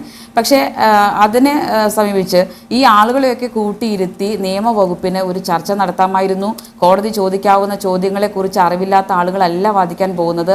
വളരെ വർഷക്കാലം വക്കീലായും അതുപോലെ തന്നെ ജഡ്ജായിട്ടും ഒക്കെ ഇരുന്ന വളരെ പ്രഗത്ഭമതികളായിട്ടുള്ള ആളുകൾ തന്നെയാണ് സുപ്രീം കോടതിയുടെ മുന്നിൽ ഇത് പ്രോസിക്യൂഷന്റെ ഭാഗമായിട്ട് വാദിച്ചിട്ടുള്ളത്. അപ്പോൾ സ്വാഭാവികമായിട്ടും ഇനി സർക്കാരിന് ചെയ്യാൻ കഴിയുക, നേരത്തെ നിയമമന്ത്രി പറഞ്ഞതുപോലെ തന്നെ ഒരു റിവ്യൂ ഹർജി കൊടുത്ത് ഈ കൊടും കുറ്റവാളിക്ക് വധശിക്ഷ ഉറപ്പാക്കുന്ന തരത്തിലുള്ള പ്രവർത്തനങ്ങളിൽ ജാഗ്രത പാലിക്കുക എന്നുള്ളതാണ് സർക്കാരിന് ചെയ്യാൻ കഴിയുക. അത് വരണം, ഈ കൊടും കുറ്റവാളിക്ക് അതേ വധശിക്ഷ തന്നെ കിട്ടണം എന്നുള്ളതാണ് എന്നെപ്പോലുള്ള സ്ത്രീകളൊക്കെ തന്നെ, ഈ കേരളീയ സമൂഹം, സ്ത്രീ എന്ന് വ്യത്യാസമില്ല, സ്ത്രീ എന്ന് പുരുഷനെന്ന വ്യത്യാസമില്ല, എല്ലാവരും സമൂഹ മനസാക്ഷി മൊത്തത്തിൽ ആഗ്രഹിക്കുന്നത് അദ്ദേഹത്തിന് വധശിക്ഷ കിട്ടണമെന്ന് തന്നെയാണ്. തിരിച്ചു വരാം. അഡ്വക്കേറ്റ് ദീപക് പ്രകാശ്, ഈ കേസ് നടത്തിപ്പിനെ നിസ്സാരവൽക്കരിക്കുന്ന അവസ്ഥ ഉണ്ടായിട്ടുണ്ടോ ഏതെങ്കിലും ഭാഗത്ത് നിന്ന്, സർക്കാരിൻ്റെ ഭാഗത്തുനിന്നോ പ്രോസിക്യൂഷൻ്റെ ഭാഗത്തുനിന്നോ? എന്തുകൊണ്ടാണ് കീഴ്ക്കോടതികളിൽ ഉണ്ടായ വിധി അതേപടി സുപ്രീം കോടതിയിൽ നിന്ന് ലഭിക്കാതിരുന്നത്? സനീഷ്, തീർച്ചയായും ഈ കേസിൽ പ്രോസിക്യൂഷൻ്റെ ഭാഗത്തുനിന്ന് സുപ്രീം കോടതിയിൽ ഏതെങ്കിലും തരത്തിലുള്ള വീഴ്ചയുണ്ടായി എന്ന് പറയാൻ ഞാൻ ആളല്ല. കാരണം ഈ വിഷയവുമായി ബന്ധപ്പെട്ട് ഈ കേസിലെ സർക്കാരിൻ്റെ അഭിഭാഷകനായിട്ടുള്ള നിഷ ശങ്കർ രാജൻ ഈ കേസിലെ സ്പെഷ്യൽ പബ്ലിക് പ്രോസിക്യൂട്ടറെ ബന്ധപ്പെട്ടിരുന്നു, വിളിച്ചിരുന്നു, അദ്ദേഹത്തിൻ്റെ സഹായം തേടിയിരുന്നു എന്നാണ് അദ്ദേഹം നേരിട്ട് പറഞ്ഞ അറിവ് എനിക്കുണ്ട്. അതുകൂടാതെ കഴിഞ്ഞ ഗവൺമെൻറ് കാലത്ത് തന്നെ നിയോഗിച്ച വളരെ പ്രമുഖനായിട്ടുള്ള ഹൈക്കോടതി ജഡ്ജായിരുന്ന, വളരെ നന്നായി കേസ് നടത്തുന്ന ഒരു അഭിഭാഷകനാണ് ഇവിടെയും ഹാജരായിട്ടുള്ളത്. അദ്ദേഹം വളരെ ഈ ആർഗ്യുമെൻ്റ് ഭാഗമായി വളരെ കൃത്യമായ ഒരു ജഡ്ജ്മെൻറ്റ് കോടതി ശ്രദ്ധയിൽപ്പെടുത്തിയിരുന്നു. ഈ മരണകാരണമായിട്ടുണ്ടെങ്കിൽ 1981 എൻ്റെ ഓർമ്മ, ഇങ്ങനെ മരണം സംഭവിച്ചിട്ടുണ്ടെങ്കിൽ ഇത്രയും ഡീപ്പായ കാര്യങ്ങളിലേക്ക് പോകേണ്ട കാര്യമില്ല എന്നും ഇത് പ്രതി അതിൽ ഉൾപ്പെട്ടിട്ടുണ്ടോ എന്നും മരണം സംഭവിച്ചു എന്നും ബോധ്യപ്പെടുന്ന പക്ഷം പ്രതിക്ക് 302 എന്ന സെക്ഷന് ഉള്ള ശിക്ഷ നൽകാമെന്നും പറഞ്ഞുകൊണ്ട് ബഹുമാനപ്പെട്ട ഈ കേസിൽ ഹാജരായിട്ടുള്ള Thomas P Joseph senior advocate ഈ കാര്യങ്ങൾ കോടതിയെ ബോധ്യപ്പെടുത്തിയിരുന്നു. കോടതിയിൽ ഇതിൽ വളരെ വ്യത്യസ്തമായിട്ടുള്ള ഒരു തീരുമാനം എടുക്കാനുള്ള കാരണം, ഒന്ന്, ഈ പെൺകുട്ടി താഴെ വീണതിന് ശേഷം ഇതിനെ സെക്ഷൽ കാര്യത്തിന് വേണ്ടി ഉപയോഗിക്കുന്ന സമയത്ത് ആ പൊസിഷൻ വളരെ വിശദമായി അതിനെക്കുറിച്ച് ഈ ജഡ്ജ്മെൻറ്റിൽ പറയുന്നുണ്ട്. ഈ പെൺകുട്ടിയെ കിടത്തിയ രീതിയെ കുറിച്ചാണ് കോടതി പറയുന്നത്. ഈ കിടത്തിയ രീതിയും അതുമായി ബന്ധപ്പെട്ട കാര്യങ്ങളും ഇദ്ദേഹത്തിന് കൊല്ലണം എന്ന ആഗ്രഹം ഉണ്ടായിരുന്നു എന്ന് കാണിക്കാൻ ആവശ്യമായിട്ടുള്ള തെളിവുകൾ ഈ കേസിലില്ല എന്നാണ് വളരെ പല ഭാഗങ്ങളിലായിട്ട് ഈ കേസ് കോടതി ഇതിൽ പറയുന്നത്. കാരണം കൊല്ലണമെന്ന ആഗ്രഹം ഇല്ലെങ്കിൽ തന്നെയും ഉണ്ടാകുന്ന കൊലപാതകത്തിന് ഉത്തരവാദിത്തം ആ കൊല നടത്തിയ ആളിൽ തന്നെയല്ലേ നിക്ഷിപ്തമായിട്ടുണ്ടാവുക? ഈ സൗമ്യയുടെ കൈ നഖങ്ങൾക്കിടയിൽ ഇയാളുടെ ശരീരഭാഗങ്ങളുണ്ട്, തൊലിയടക്കമുള്ള കാര്യങ്ങളുണ്ട്, രോമങ്ങളുണ്ട്. ഇവരെ ഈ ബലാത്സംഗത്തിന് വേണ്ടിയിട്ടാണ് തള്ളി പുറത്തേക്കിട്ടത് എന്ന കാര്യം അവിടെയുണ്ട്. ഇങ്ങനെയൊക്കെ ഉണ്ടായിരിക്കെ ഈ പറയുന്ന, ഒപ്പം തന്നെ ഈ എക്സ്ട്രാ ജുഡീഷ്യൽ കൺഫെഷനായിട്ട് രേഖപ്പെടുത്തപ്പെട്ട ഡോക്ടർ ഹിതേഷ് ശങ്കറിനോട് ഈ ഗോവിന്ദചാമി ആദ്യ ദിവസം പറഞ്ഞ ഇങ്ങനെയാണ് സംഭവങ്ങൾ ഉണ്ടായത്, ഇങ്ങനെയാണ് കൊലപാതകത്തിലേക്ക് എത്തിയത് എന്ന് പറഞ്ഞ കീഴ്ക്കോടതികൾ സ്വീകരിച്ച ആ എക്സ്ട്രാ ജുഡീഷ്യൽ കൺഫെഷനും അവിടെയുണ്ട്. ഇവയെല്ലാം ചേർന്ന് നിൽക്കുമ്പോഴാണല്ലോ ഒരു തീർപ്പിലേക്ക് കോടതിക്ക് എത്താനാവുക. അങ്ങനെ ഉണ്ടായിട്ട് പോലും ആ തീർപ്പിലേക്ക് കോടതിയെ എത്തിക്കാനാകുന്ന തരത്തിലുള്ള ഇടപെടലുകൾ എടുക്കാൻ എന്തുകൊണ്ട് ഈ പ്രോസിക്യൂഷന് കഴിഞ്ഞില്ല എന്ന ചോദ്യം സാങ്കത്യമുള്ളതല്ലേ? അവിടെ വീഴ്ച ഉണ്ടായിട്ടുണ്ട്. എവിടെ തെളിവുകളെന്ന് ചോദിച്ചപ്പോൾ കൈമലർത്തി നിർത്തിക്കേണ്ടി വന്നത് ഈ പറയുന്ന തെളിവുകളെ കൂട്ടിച്ചേർത്തുകൊണ്ട് കോടതിക്ക് മുന്നിലേക്ക് വെച്ചു കൊടുക്കാൻ പറ്റാത്തത് കൊണ്ടാണ് പ്രോസിക്യൂഷൻ്റെ വീഴ്ചയാണ്, വാദിച്ചവരുടെ വീഴ്ചയാണ് എന്ന് തന്നെ കാണേണ്ടി വരില്ലേ? സനീഷ്, അതിനെക്കുറിച്ച് എനിക്ക് വ്യത്യസ്തമായൊരു അഭിപ്രായമുണ്ട്. കാരണം ചോദ്യങ്ങൾ ചോദിച്ചപ്പോൾ മുകളിലേക്ക് നോക്കി നിന്നു എന്ന് പറയുന്ന പ്രസ്താവന തീർന്നും തെറ്റാണ്. ഈ കാര്യങ്ങൾ മുൻകൂട്ടി കണ്ടുകൊണ്ട് അതിനാവശ്യമായിട്ടുള്ള മുഴുവൻ പ്രിപ്പറേഷനും എടുത്തു തന്നെയാണ് സീനിയർ അഭിഭാഷകൻ കോടതിയിൽ പോയതും അഭിഭാഷകൻ ചോദിച്ച ചോദ്യങ്ങൾക്ക് വ്യക്തമായ ഉത്തരം അദ്ദേഹം നൽകിയിട്ടുണ്ട്. അതാണ് സത്യം. ഒരു കാര്യം ചോദിച്ചതിന് സാക്ഷി എവിടെ? കാരണം ഒരു മധ്യവയസ്കൻ പറഞ്ഞു എന്നാണ് പറയുന്നത്. അതായത് ഈ കുട്ടി ചാടി എന്ന് പറഞ്ഞു. ചാടിയതാണോ തള്ളിയിട്ടതാണോ എന്നുള്ള ക്വസ്റ്റ്യൻ, അത് കോടതി പരിശോധിച്ചില്ല. ഇപ്പോൾ പറയുന്ന എക്സ്ട്രാ കൺഫെഷന്റെ കാര്യം ഈ ജഡ്ജ്മെന്റിൽ പറഞ്ഞിട്ടില്ല. കേവലം 18ഓളം പേജുള്ള ഒരു ജഡ്ജ്മെന്റ് ആണ്. വളരെ ബാലിശമായ രീതിയിലാണ് ഈ ജഡ്ജ്മെന്റ് എഴുതിയിട്ടുള്ളത് എന്ന് ഞാൻ വളരെ വിഷമത്തോടുകൂടി പറയേണ്ടി വരും. കാരണം ഇത്രത്തോളം ഇമ്പോർട്ടൻ്റ് ആയിട്ട് ഒരു പെൺകുട്ടി ജീവൻ മൊത്തം പോയിട്ടുള്ള, ഒരു ജീവൻ നശിച്ചിട്ടുള്ള, സമൂഹത്തിന് മുഴുവൻ മാതൃകയാകാവുന്ന ഒരു വിധി പ്രസ്താവിക്കാമായിരുന്ന ഒരു കേസിൽ വളരെ ബാലിശമായി തന്നെ അതിന് ഡെപ്തിലേക്ക് പോവാതെ കേവലം ഈ കേസിലെ 64ാം സാക്ഷിയായിട്ടുള്ള ഷേർലി വാസു എന്ന ഡോക്ടറുടെ അവരുടെ ചില നിഗമനങ്ങളെ മാത്രം അടിസ്ഥാനമാക്കിക്കൊണ്ട് മറ്റുള്ള കാര്യങ്ങളിലേക്ക് എക്സ്ട്രാ കൺഫെഷൻ്റെ ഭാഗത്തേക്കോ ഈ കയ്യിൽ നിന്നും കിട്ടിയിട്ടുള്ള ബാക്കിയുള്ള തെളിവുകളിലേക്കോ ഒന്നും പോകാതെ വളരെ വളരെ ലൈറ്റായിട്ട് ഈ കേസിനെ കാണുകയും ദീപക് പ്രകാശ്, താങ്കൾ ഈ പറയുന്നത് കീഴ്ക്കോടതിയുടെ വിധിയെ കുറിച്ചാണല്ലോ അല്ലെ? കീഴ്ക്കോടതി വിധി ബാലിശമാണെന്നാണല്ലോ താങ്കൾ പറയുന്നത്, അല്ലാതെ ഇപ്പോഴത്തെ സുപ്രീം കോടതിയുടെ ഈ വിധിയെ കുറിച്ചല്ല. ഞാൻ സുപ്രീം കോടതി വിധി ബാലിശം എന്ന് തന്നെയാണ് പറയുന്നത്. എനിക്കത് വളരെ ആ കാര്യം പറയുന്നതിൽ വിഷമമുണ്ട്. വളരെ വിശദമായിട്ടുള്ള ചർച്ച നടത്തിയിട്ടില്ല ഈ ജഡ്ജ്മെന്റ് കയ്യിലുണ്ട് സനീഷ്. ഈ ജഡ്ജ്മെന്റ് നോക്കിയാണ് ഞാൻ പറയുന്നത്. ഇതിലേക്ക് ഒരു അഭിഭാഷകൻ, ക്രിമിനൽ ലോ നടത്തുന്ന കൈയറിഞ്ഞൊരു അഭിഭാഷകൻ നോക്കിയാൽ ഒരുപാട് പോരായ്മകൾ വിധിയിലുണ്ട്. ഈ കേസിൽ നൽകേണ്ട വിധി ആയിരുന്നില്ല എന്ന് പറയുന്നത് എനിക്ക് വിഷമമുണ്ട്. സുപ്രീം കോടതിയിലെ ഏറ്റവും ഉന്നതരായിട്ടുള്ള മുൻ ജഡ്ജിമാർ പറഞ്ഞ ഈ വിധിയിൽ ഇത്രത്തോളം പെശുകൾ പറ്റി എന്നുള്ള കാര്യങ്ങളെ കുറിച്ച് മറ്റുള്ള കാര്യങ്ങളിലേക്ക് പോയിട്ടില്ല.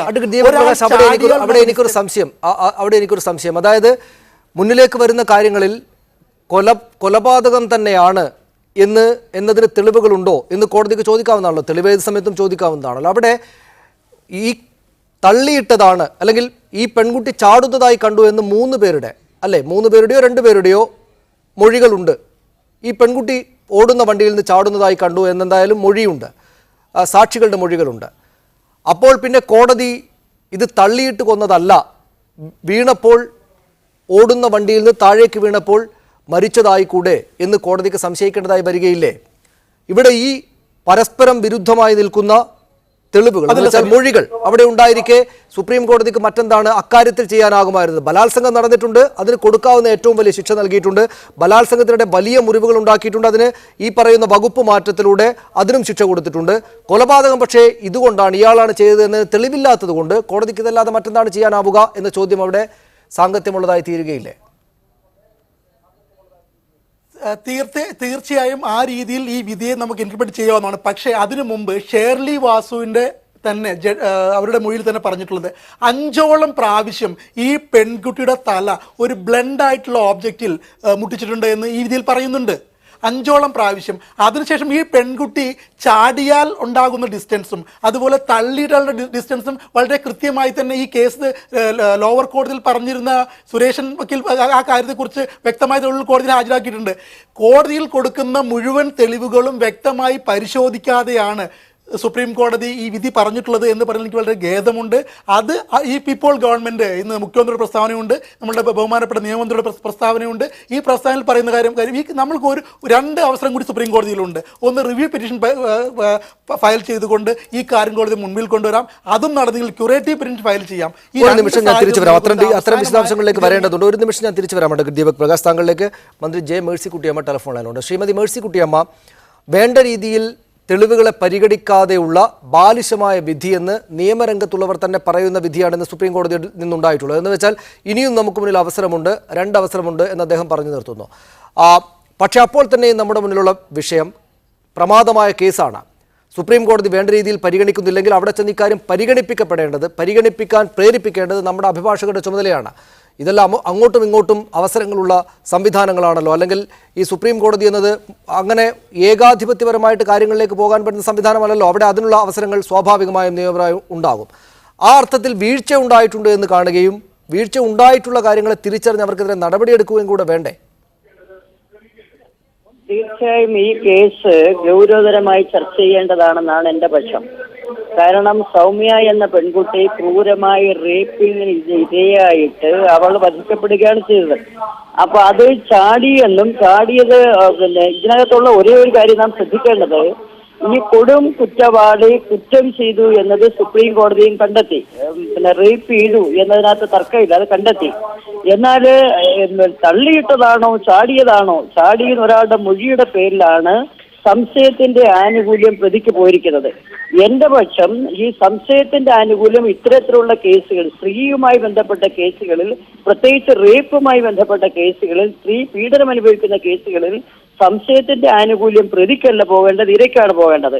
ഇവിടെ നമ്മൾ ഇങ്ങനെ ഒരു സ്ത്രീധനവുമായി ബന്ധപ്പെട്ട കൊലപാതകങ്ങളിൽ സ്ത്രീധനവുമായി ബന്ധപ്പെട്ട കൊലപാതകങ്ങളിൽ കൃത്യമായിട്ട് ഇത്തരം ഭേദഗതി വന്നിട്ടുണ്ട്.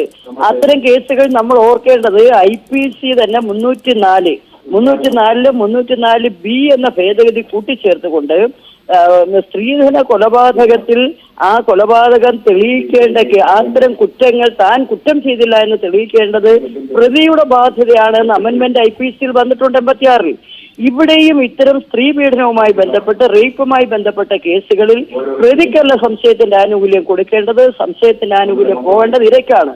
അപ്പൊ തീർച്ചയായും നമ്മൾ ഇന്ന് വൈകാരികമായി ഇത്തരം കേസുകൾ നമ്മൾ കാണുമ്പോൾ തീർച്ചയായും അങ്ങനെ കാണുക തന്നെ ചെയ്യും. ആ വൈകാരികമായി കണ്ട് കളയലല്ല വേണ്ടത്, വൈകാരികമായി കാണുന്ന കേസിനെ അതിന്റെ അന്തിമ ഫലത്തിലേക്ക് കൊണ്ടെത്തിക്കാൻ കഴിയുമാറ് തുടർച്ചയായ ജനകീയ ഇടപെടലിലൂടെ ഇന്ത്യൻ പീനൽ കോഡിൽ ഭേദഗതി വരുത്തിയാ വേണ്ടത്. ആ ഭേദഗതി എന്ന് പറയുന്നത് ഇപ്പോഴാണ് എവിഡൻസ് ആക്ട് അനുസരിച്ചാണല്ലോ പറയുന്നത്.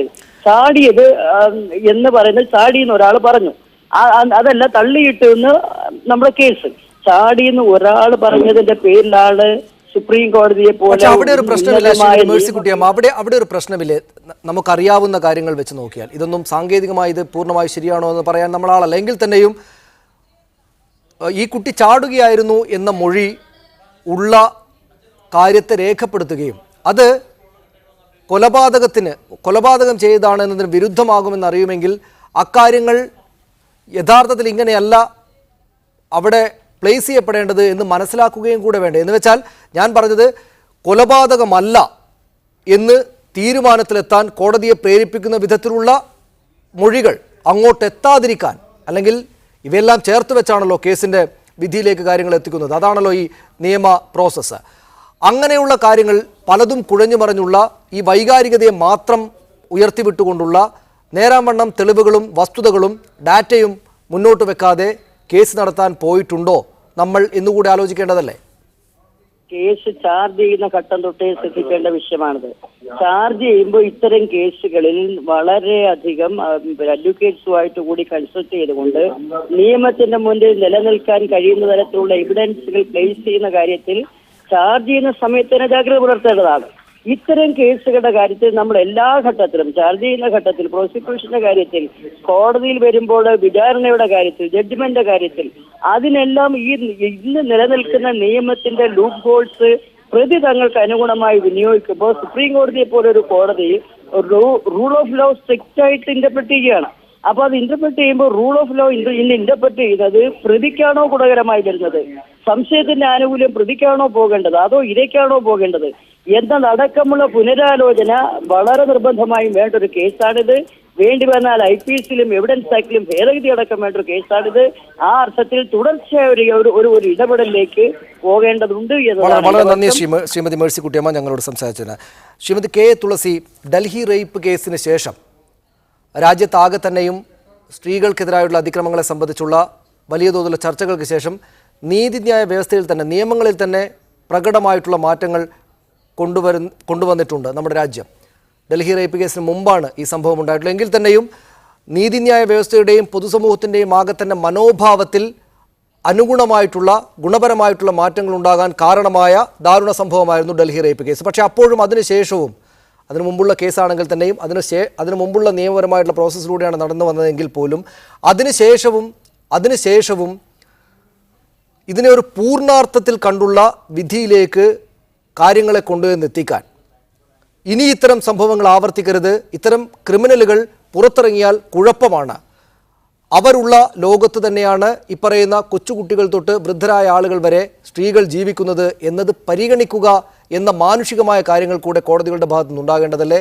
അങ്ങനെ ഉണ്ടാകാതെ യാന്ത്രികമായിട്ടുള്ള നിയമവ്യാഖ്യാനം ഗുണപരമായിട്ട് തന്നെയാണോ വരിക? ഇല്ല, ഇക്കാര്യത്തിൽ നമ്മൾ പരിശോധിക്കേണ്ടത് തീർച്ചയായിട്ടും ഒരു കോടതിയിൽ ഒരു വിചാരണ നടക്കുന്ന സമയത്ത് കോടതിക്ക് സംശയം തോന്നിപ്പിക്കുന്ന തരത്തിലുള്ള കാര്യങ്ങൾ വരുമ്പോൾ ആ സംശയം ഇല്ലാത്ത തരത്തിൽ അത് വാദിച്ച് പൂർത്തീകരിക്കേണ്ടത് ഈ ഒരു കേസിലടക്കം അത് പ്രോസിക്യൂഷൻ്റെ ഒരു ഉത്തരവാദിത്വമാണ്. അപ്പോൾ ആ ഒരു ഉത്തരവാദിത്വത്തിൽ നമുക്ക് എവിടെയോ വീഴ്ച പറ്റിയിട്ടുണ്ട് എന്ന് തന്നെയാണ് നമുക്ക് മനസ്സിലാക്കാൻ കഴിയുക. അല്ലായിരുന്നെങ്കിൽ അവസാന ഘട്ടത്തിലെ ഒരു വിചാരണ സമയത്ത് ഇത്തരത്തിലൊരു സംശയം കോടതിയുടെ മുന്നിൽ വരുമായിരുന്നില്ല.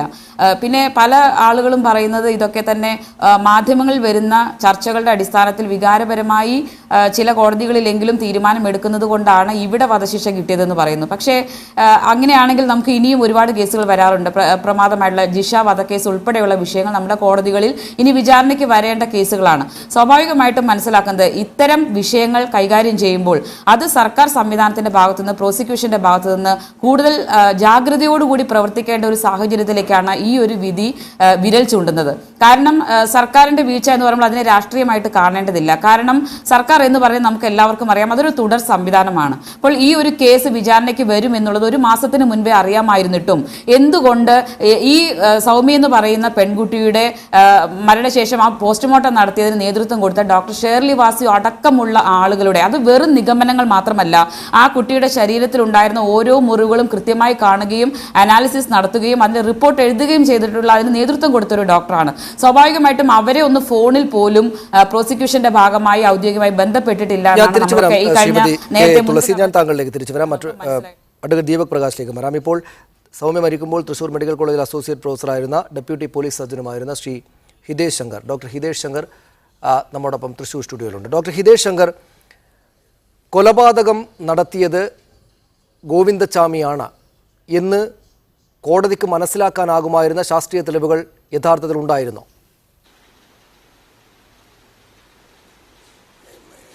സൗമ്യയുടെ ദേഹത്ത് അയാൾ ഉണ്ടാക്കിയ മുറിവുകൾ പരിശോധിച്ചത് ഞാനല്ല, പോസ്റ്റ്മോർട്ടം ചെയ്തത് ഞാനല്ലാത്തത് കൊണ്ട് തന്നെ അത് ഏതെല്ലാം മുറിവുകളാണ് മരണത്തിലേക്ക് നയിച്ചതെന്ന് ഞാൻ പോസ്റ്റ്മോർട്ടം റിപ്പോർട്ട് കണ്ടിട്ടും ഇല്ലാത്തത് കൊണ്ട് തന്നെ അതിൽ ഞാൻ പറയുന്നത് ശരിയല്ല. പക്ഷേ ഗോവിന്ദച്ചാമിയിൽ സൗമ്യ ഉണ്ടാക്കിയ മുറിവുകൾ ഞാൻ രേഖപ്പെടുത്തിയിട്ടുണ്ട്. അതുപോലെ തന്നെ ഗോവിന്ദച്ചാമിയുടെ ആ മുറിവ് ഉണ്ടാകാനുള്ള സാഹചര്യവും മുറിവ് ഉണ്ടാകാനുള്ള കാരണവും ഞാൻ രേഖപ്പെടുത്തി കോടതിയെ ബോധിപ്പിച്ചിട്ടുണ്ട്.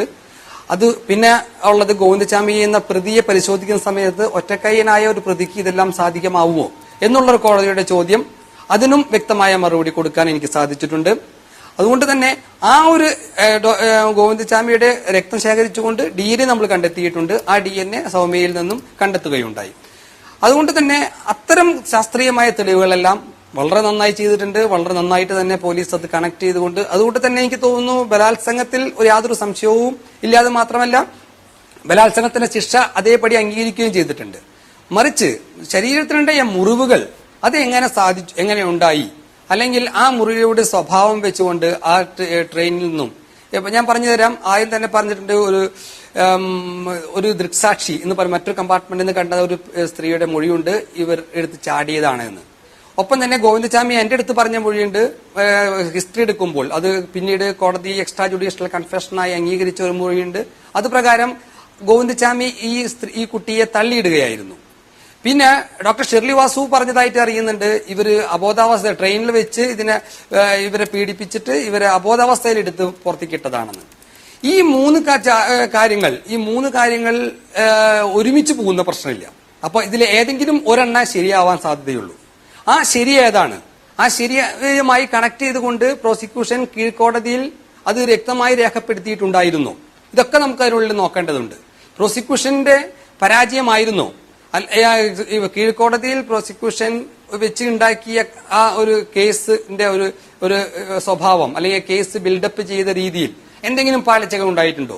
അത് വളരെ ഒരു ചെറിയ നിസാരമായ ഒരു ചോദ്യം കൊണ്ട്, അതായത് 302 ചാർജ് ചെയ്ത ഒരു പ്രതി അല്ലെങ്കിൽ 376ഉം 302ഉം ചാർജ് ചെയ്ത ഒരു പ്രതിയിൽ കൊലപാതകം ഉണ്ടോ എന്നൊരു ചോദ്യം, അത് ആ ഒരു നിസാരമായ ഒരു ചോദ്യമാണ് സുപ്രീം കോടതി ചോദിച്ചത്. അതിനൊരു ഉത്തരം പറയാൻ പറ്റാത്ത അത്ര കണ്ടൻസ് ഇല്ലാത്തതായിരുന്നോ ഇവിടുന്ന് കൊടുത്തുവിട്ട പ്രോസിക്യൂഷന്റെ വാദമുഖങ്ങൾ, അല്ലെങ്കിൽ ഇവിടുന്ന് പ്രോസിക്യൂഷൻ ശേഖരിച്ച തെളിവുകൾ അതിനുള്ള മറുപടി ഇല്ലാതെയാണ് സുപ്രീം കോടതിയിൽ എത്തിയത്. സുപ്രീം കോടതി നമുക്കറിയാം അവിടെ ഒരു ലീഗൽ ഫൈറ്റ് മാത്രമാണുള്ളത്. അവിടെ അവർ കിട്ടുന്ന തെളിവുകൾ അവർ കീറിമുറിച്ച് പരിശോധിക്കുന്നു. അവർ പുതിയതായിട്ടൊന്നും സ്വീകരിക്കുന്നുമില്ല, പുതിയതായിട്ടൊന്നും കേൾക്കാനുള്ള സാഹചര്യം സുപ്രീം കോടതിക്കില്ല. നമുക്കറിയാം അതിന്റെ സാഹചര്യം അങ്ങനെയാണെന്ന്. ഇതിൽ എനിക്ക് വേറൊരു ആശങ്കയുള്ള ഒരു കാര്യം, ഈ ദൃക്സാക്ഷികൾ ഇല്ല എങ്കിൽ കേസുകൾ ശാസ്ത്രീയ തെളിവുകളും സാഹചര്യ തെളിവുകളും അപ്രസക്തമാകുന്നത് എങ്ങനെയാണെന്ന് എനിക്ക് മനസ്സിലാവുന്നില്ല. ഇപ്പൊ നമ്മളെ കോടതിയിൽ കണ്ടുവരുന്ന ഒരു പ്രതിഭാസമുണ്ട്. അതായത് ദൃക്സാക്ഷികളെല്ലാം ഹോസ്റ്റലായി കഴിഞ്ഞാൽ ആ കേസ് പൊളിറ്റിക്കലായാലും അങ്ങനെയല്ല ഡോക്ടർ ഹിതേഷ് ശങ്കർ. ഈ ദൃക്സാക്ഷികൾ ഇല്ലായിരുന്നെങ്കിലും ശാസ്ത്രീയമായ തെളിവുകൾ, ഈ പറയുന്ന ബലാത്സംഗം നടത്തിയെന്നതിന് ശാസ്ത്രീയമായ തെളിവുകളുണ്ട്. അതിൽ കോടതി ശിക്ഷ വിധിച്ചിട്ടുണ്ട്. പക്ഷേ കൊലപാതകത്തിന് ശാസ്ത്രീയമായ തെളിവുകളില്ല. അതുകൊണ്ട് ഇതിലപ്പുറം ചെയ്യാൻ അവർക്ക് പറ്റുകയില്ല എന്നതാണ് നമ്മൾ മനസ്സിലാക്കുന്ന ഒരു കാര്യം. ആ വേർഷൻ കേൾക്കുന്ന വിദഗ്ധർ പറയുന്നതിൽ നിന്നൊരു കാര്യം. അപ്പോൾ വളരെ പ്രധാനമായി തോന്നുന്ന ഒരു കാര്യം, ഈ എക്സ്ട്രാ ജുഡീഷ്യൽ കൺഫെഷനായി നമ്മുടെ കീഴ്ക്കോടതി സ്വീകരിച്ചിരിക്കുന്ന താങ്കളുമായിട്ടുള്ള സംഭാഷണമാണ്. തമിഴും മലയാളവും കലർന്ന ഭാഷയിൽ ആദ്യം താങ്കൾ പരിശോധിക്കുന്ന താങ്കളോട് എങ്ങനെയാണ് സംഭവം ഉണ്ടായത് എന്ന്, കൊലപാതകം നടന്നത് ഇങ്ങനെയാണെന്ന് സമ്മതിക്കുന്ന ആ ഗോവിന്ദച്ചാമിയുടെ മൊഴി. അത് സംബന്ധിച്ച് BA ആളൂരിനോട് ചോദിച്ചപ്പോൾ അയാൾ പറഞ്ഞത് ശരിയായിരിക്കാം, അത് ദീപക് പ്രകാശ് ഒരു പക്ഷേ കാര്യം വിശദീകരിക്കുമ്പോൾ, അതായത് ഈ എക്സ്ട്രാ ജുഡീഷ്യൽ കൺഫെഷൻ പൂർണ്ണമായി ലീഗലി കൃത്യമായിരിക്കുന്ന കാര്യമല്ല. ഒരാൾ ഇന്നയാളോട് ഇങ്ങനെ പറഞ്ഞു എന്നത് പൂർണ്ണമായൊരു തെളിവായി സ്വീകരിക്കാൻ പറ്റുകയില്ലായിരിക്കാം. അപ്പോൾ പക്ഷേ വരുന്നൊരു സംശയം, അഡ്വക്കേറ്റ് ആളൂർ പറയുന്ന അതിന് താഴെ കീഴെ ഒപ്പുപോലും ഉണ്ടായിരുന്നില്ല ഗോവിന്ദച്ചാമിയുടേതെന്നാണ്. സ്വാഭാവികമായും അതങ്ങനെ ആയിരിക്കും. അത് ആ ഘട്ടത്തിൽ അത് എടുക്കേണ്ടുന്ന ചുമതലയും താങ്കളുടേതല്ല. പക്ഷേ അപ്പോൾ തന്നെയും പോലീസിന് ആ ഘട്ടത്തിൽ അത് മറ്റൊരു മൊഴിയായി രേഖപ്പെടുത്താനാകുമായിരുന്നോ? അങ്ങനെയെങ്കിൽ അത് കുറെ കൂടെ ശക്തമായ തെളിവാകുമായിരുന്നോ ഡോക്ടർ ഹിതേഷ്? ഒരു കാര്യം, ആ സർട്ടിഫിക്കറ്റ് അദ്ദേഹത്തിന്റെ ഗോവിന്ദച്ചാമിയുടെ ശരീരത്തിലെ മുറിവുകൾ പരിശോധിക്കുമ്പോഴും അദ്ദേഹത്തിന്റെ ഉദ്ധാരണശേഷി പരിശോധിക്കുവാനുമുള്ള പോലീസിന്റെ റിക്വസിഷൻ പ്രകാരമാണ് ഞാൻ ഗോവിന്ദച്ചാമിയെ പരിശോധിക്കുന്നത്. അതുപ്രകാരം ആ സർട്ടിഫിക്കറ്റിൽ ഒപ്പിടേണ്ട ആളത് ഗോവിന്ദച്ചാമി അല്ല, മറിച്ച് ഡോക്ടർ ഹിതേഷ് തന്നെയാണ്. എന്റെ ഒപ്പ് അതിനുള്ളിലുണ്ട്. ഗോവിന്ദച്ചാമി എന്ന് വേണ്ടത് ഗോവിന്ദച്ചാമിയുടെ ശരീരത്തിലെ മുറിവുകൾ പരിശോധിക്കുന്നതിനും അതിൽ നിന്ന് കിട്ടുന്ന തെളിവുകളും അതിൽ നിന്ന് കിട്ടുന്ന എല്ലാ തെളിവുകളും, അതായത് കൺഫെഷൻ അടക്കമുള്ള എല്ലാ തെളിവുകളും കോടതിയെ ബോധിപ്പിക്കുമെന്നും അത് താങ്കൾക്ക് അനുകൂലമായോ പ്രതികൂലമായോ ബാധിക്കാമെന്നും പറഞ്ഞുകൊണ്ട് ഗോവിന്ദച്ചാമിയിൽ നിന്ന് ഞാൻ എടുത്തൊരു കൺസെന്റ് ഉണ്ട്. ആ കൺസെന്റിന് താഴെ ഗോവിന്ദച്ചാമി ഒപ്പിട്ടിട്ടുമുണ്ട്. അതുകൊണ്ട് അത് കോടതി എക്സ്ട്രാ ജുഡീഷ്യൽ കൺഫെഷനായി അംഗീകരിച്ചത് ഈ എല്ലാ ഫാക്ടേഴ്സും ഉള്ളത് കൊണ്ട് തന്നെയാണ്. മാത്രവുമല്ല, അതുമായി അദ്ദേഹത്തിന്റെ ശരീരത്തിലുള്ള മുറിവുകളുമായി കണക്ട് ചെയ്യപ്പെടുന്നു. അല്ലാതെ അത് മാത്രം വായുവിൽ പറഞ്ഞ് അവസാനിക്കല്ല, അതുമായി കണക്ട് ചെയ്യപ്പെടുന്നപ്പോഴാണ് ഈ ജുഡീഷ്യൽ ഈ കൺഫെഷൻ. ഞാൻ എടുത്തത് ഹിസ്റ്ററി ആയിരുന്നു. അതായത് അദ്ദേഹത്തിന് ഈ മുറിവുകൾ എങ്ങനെ ഉണ്ടായി, ശരീരത്തിൽ ഇത് എന്ത് സംഭവിച്ചപ്പോഴാണ് ഈ മുറിവുകളെല്ലാം ഉണ്ടായത് എന്നുള്ളതിന്റെ ഒരു എങ്ങനെയാണ് ഈ ഹിസ്റ്ററി. അതൊരു ഡോക്ടർ പേഷ്യന്റിന്റെ അടുത്ത് എടുക്കുന്ന അതേപോലെയാണ് ഞാൻ. പോലീസ് ഒന്നും എന്റെ റൂമിൽ ഉണ്ടായിരുന്നു പോലുമില്ല. ഞാനും എന്റെ PG സ്റ്റുഡൻസും 1-2 ആൾക്കാർ മാത്രമുള്ള ഒരു ഇതിനുള്ളിൽ, സ്റ്റാഫുകൾ മാത്രമുള്ള എന്റെ റൂമിൽ വെച്ചുകൊണ്ട് ഗോവിന്ദച്ചാമിയോട് ഞാൻ ചോദിക്കുകയാണ് ഈ മുറിവുകൾ എങ്ങനെ ശരീരത്തിലുണ്ടായി. അതിന് അദ്ദേഹം തന്ന മറുപടിയാണ് ഞാൻ ഹിസ്റ്ററി ആയിട്ട് അതിൽ രേഖപ്പെടുത്തിയിരുന്നത്. അത് കോടതിയിൽ എക്സ്ട്രാ ജുഡീഷ്യൽ കൺഫെഷനായിട്ട് അംഗീകരിക്കുകയായിരുന്നു. അതാണ് ഞാൻ ഇടപെടുന്നത് ഡോക്ടർ ഹിതേഷ് ശങ്കർ, ഞാൻ ഇടപെടുന്നത് സമയക്കുറവുകൊണ്ടാണ്. അഡ്വക്കേറ്റ് ദീപക് പ്രകാശ് ഈ ചർച്ച അവസാനിപ്പിക്കുകയാണെങ്കിൽ വളരെ കൃത്യമാണല്ലോ ആ കാര്യങ്ങൾ. അതായത് അതൊരു എക്സ്ട്രാ ജുഡീഷ്യൽ കൺഫെഷനായി അംഗീകരിക്കാൻ മാത്രം ബലമുള്ള റിപ്പോർട്ടായിരുന്നു ഡോക്ടർ ഹിതേഷ് ശങ്കർ നൽകിയത്. അതിനകത്ത് ഗോവിന്ദച്ചാമിയുടെ ഒപ്പില്ല എന്നതൊന്നും പ്രസക്തമല്ല. എന്തുകൊണ്ടെന്നാൽ അത് കൃത്യമാണ്. അങ്ങനെയെങ്കിൽ താങ്കൾ നേരത്തെ പറഞ്ഞത് കുറെക്കൂടെ രൂക്ഷമായ ഭാഷയിൽ, അല്ലെങ്കിൽ കുറെക്കൂടെ ശക്തമായി തന്നെ ഈ വിധിയെ, ഇന്നിപ്പോൾ വന്നിരിക്കുന്ന സുപ്രീം കോടതി വിധിയെ വിമർശിക്കേണ്ടതായി വരും. ഈ കാര്യങ്ങളെല്ലാം ചേർത്ത് വെച്ച്, അദ്ദേഹം പറയുന്നത് പോലെ ഈ കാര്യങ്ങളെല്ലാം ചേർത്ത് വെച്ച് കൊലപാതകം നടത്തിയത് ഗോവിന്ദച്ചാമിയാണ് എന്നത് തെളിയിക്കാനാകുമായിരുന്ന വസ്തുതകൾ കോടതിക്ക് മുമ്പാകെ വെക്കാനായിട്ടുണ്ട്. ഈ പറയുന്ന ദുർബലാവസ്ഥ ഏതെങ്കിലും പ്രോസിക്യൂഷൻ്റെ ഭാഗത്തു നിന്നുണ്ടായാൽ തന്നെയും തെളിവുകളായിട്ട് അവിടെ അതുണ്ട് എന്നാണല്ലോ നമ്മൾ മനസ്സിലാക്കേണ്ടത്. എന്നിട്ടും എന്തുകൊണ്ട് സുപ്രീം കോടതിയുടെ ഭാഗത്ത് നിന്ന് ഈ ഇങ്ങനെ ഉണ്ടായി?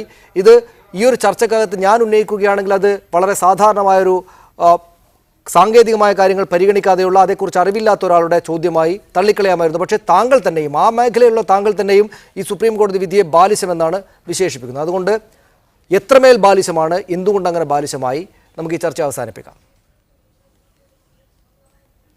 സനീഷ്, എനിക്ക് അതിനുവേണ്ടി എന്നെ ഈ കേസിലെ ഒരു പോർഷൻ ഒന്ന് വായിക്കാൻ അനുവദിക്കണം.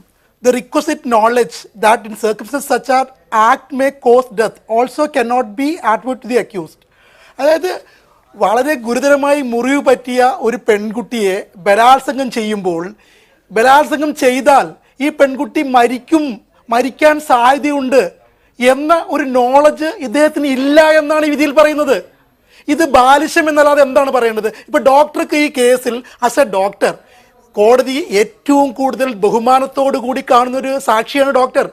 ഒരു സ്ഥാവ്യ താല്പര്യവുമില്ലാതെ ഹിതേഷ് ഡോക്ടർ വ്യക്തമായി പറഞ്ഞിരിക്കുകയാണ് ഈ കാര്യങ്ങൾ. അതിനെക്കുറിച്ച് ഒരു ചർച്ചയും നടത്തിയിട്ടില്ല.